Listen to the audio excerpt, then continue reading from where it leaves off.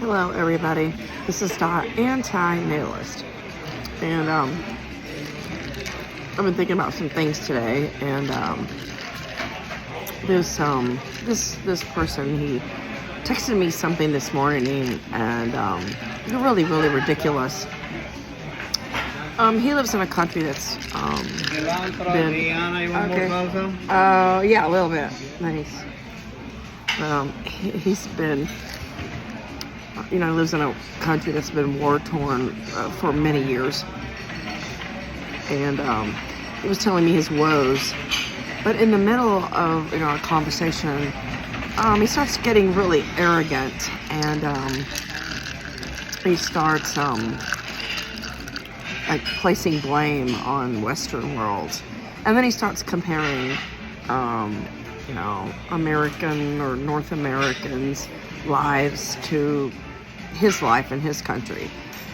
And no anti-natalist should be comparing and should be keeping score about suffering and who's got it worse, who's got it better. It's almost unbearable to live in a first world, and there's some advantages to living in. Thank you. Welcome. In a first world, there's some advantages to living in a third world.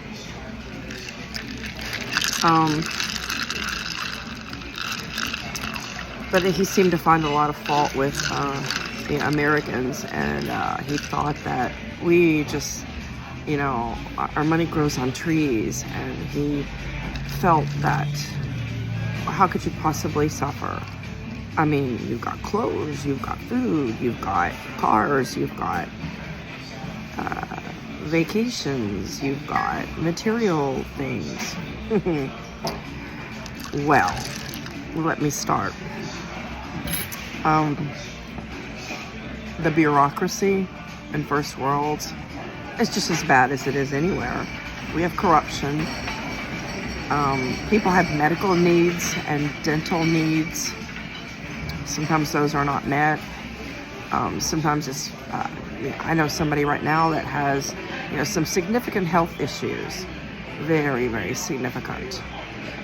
People suffer all the time in North America because of health concerns and because of things that they inherited genetically, or, that they developed through the ages, throughout aging. And furthermore, nobody can ascertain how another person suffers. Like looking at me right now, can you tell which body part suffers?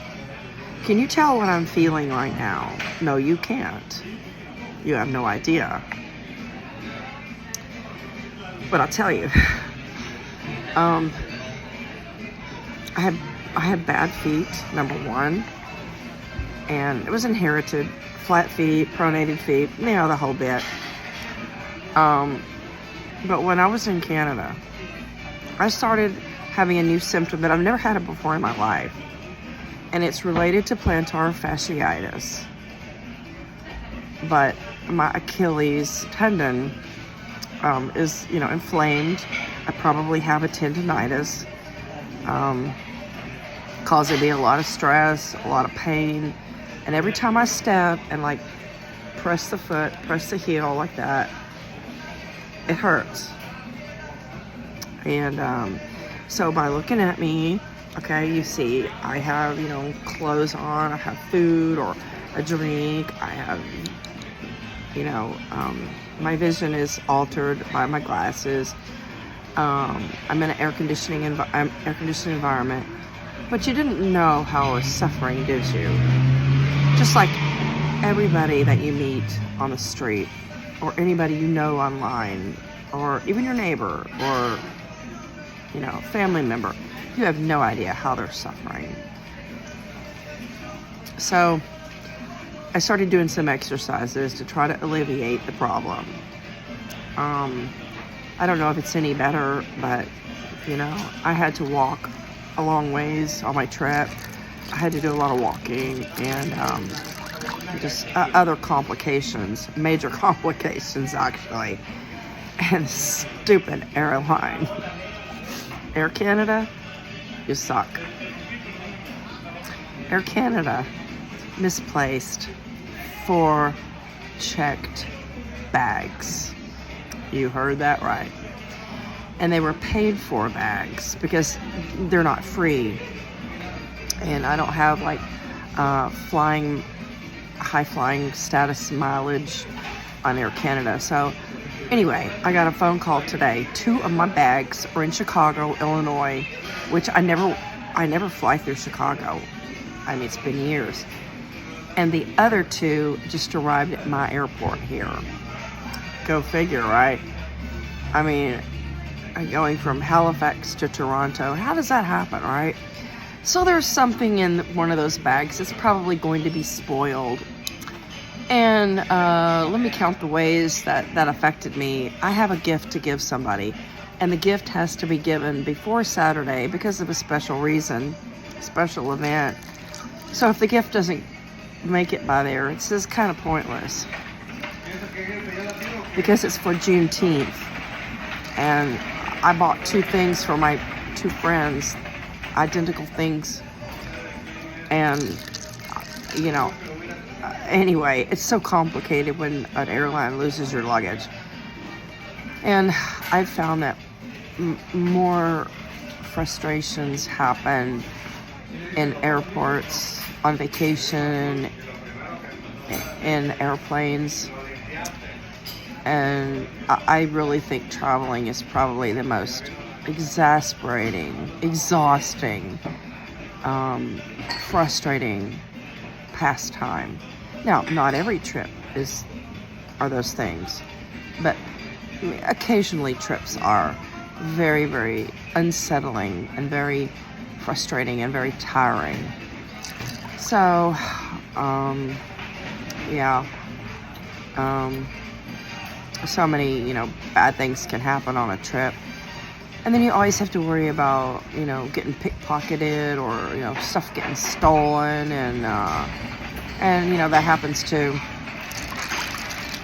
Let's see what else. Also, so I got up a little earlier today, and I had the whole day like ahead of me.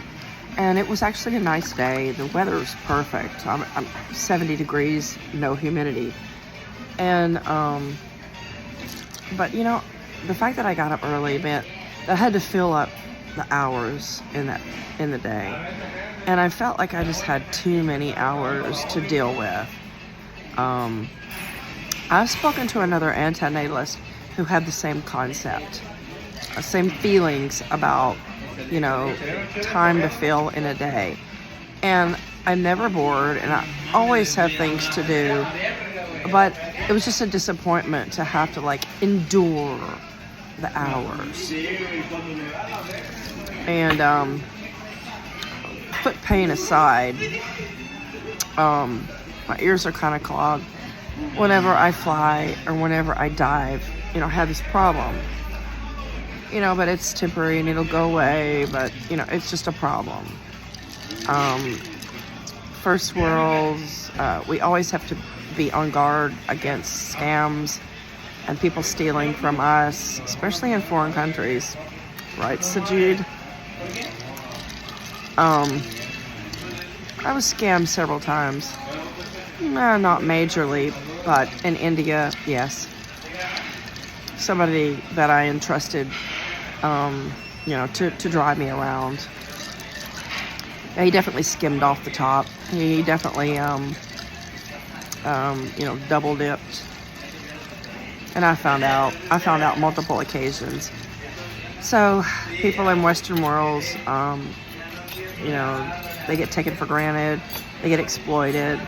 And you always have to be on guard. Like I was at a store today and I had I had a shopping cart and I left it, and then I walked about 4 feet away. And then I noticed somebody coming a little bit too close to my shopping cart. And then I just had to turn my head and just watch the whole time to make sure that they weren't, gonna take something, take, my wallet or something. because you never know. And when you're in a first world, there's lots of theft and there's lots of envy. And so I had all this time to like deal with today, and I didn't want to deal with any of it. And lost baggage aside, I mean, just some other bullshit in Halifax. I've told a couple of people about this. Matt, you're one of them. Told you about that. So I mean, there's just ongoing, struggles, and it's just a fight. Life is just a fight to keep ahead. I mean, keep gas in your car, to keep your tires aired up, to keep inspections, to keep, the brakes working. Okay. To keep the brakes working, and to keep, your air conditioning working at home. And just so many things require maintenance, and nowhere else is there so much maintenance than a first world country. And it's exhausting just how many things we have to maintain. No matter the more possessions that you have, whether it's cars, boats, trucks, houses, whether it's a shed that has to be painted, pets that have to be vaccinated and vetted, whatever possessions or whatever you have around you has to be maintained, and it's very costly in terms of money and in terms of effort and time. Thank you. Looks good. Right, don't let it get cold. Okay, I know. We don't do refunds. He said they don't do refunds. But anyway, so in a nutshell, everybody is suffering. Everybody. Every celebrity, every billionaire, every Westerner, North American, every developing country person. It's not up to the antinatalists to ascertain who's suffering more and who's suffering less, because there should be this common bond and this common empathy of everyone's suffering.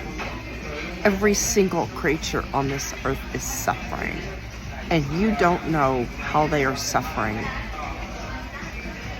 I mean, I'm pretty tired right now too. I'm just really kind of fed up with, just bullshit and just everything it takes to maintain a life. Like even just doing laundry constantly, and drying it and folding it and putting it up, and going to the grocery store and buying food, putting it in the cart, putting it in the car, going home, taking it out of the car, putting it in the refrigerator or the freezer. Just the ongoing bullshit. And the more that you have in terms of material goods, the more stressful life will be for you. Everything collects dust. Everything has to be maintained. And there's a loss with everything too. Like let's say you have a statue of something, a pretty statue, and it gets broken. You have to mourn that loss if you cared about that item. I'm not saying that Western worlds, don't have it as bad as a war-torn country, because I can't even imagine, and I'm not going to even guess how bad a life could be in a situation like that, especially as a woman, because women are so much more vulnerable with children and with the reproductive organs and with rape and just so many bad things can happen with poor women, fertile women, reproductive age women, girls. There's just so much bad in the world, and I see it all the time. I don't trust people. There's just so many reasons not to trust people. And so luckily my day is coming to an end, and I don't have to endure today any longer. So I'm gonna eat my food and hope, right? Hope. That's all we have. I'm just hoping for a better tomorrow. Hoping that my foot pain goes away too. Because I've had foot pain since I was, early 20s. But I think when you get older, things decline. Your skin, everything is just not as good as it used to be. So things are weaker. You're more vulnerable as an individual. So anyway, yeah, I'm just disgusted. I'm just disgusted with humans and thieves and addicts, dishonest people with no integrity. And I just can't wait for this day to be over. And for you antinatalists out there, quit judging. Nobody should place judgment on another person because you can't feel. You are not in their shoes. Or the American Indians saying, don't judge another person until you can walk in their moccasins. And you can't walk in somebody else's shoes, but you can assume that they are suffering. So tomorrow when you wake up, just look at everybody that you see in that day. Look at their faces and just acknowledge that they've got suffering going on in their lives. Every man, woman, and child. So the only way to prevent suffering is to prevent conception and births. Can't wait for this day to be over. But thanks for watching this far.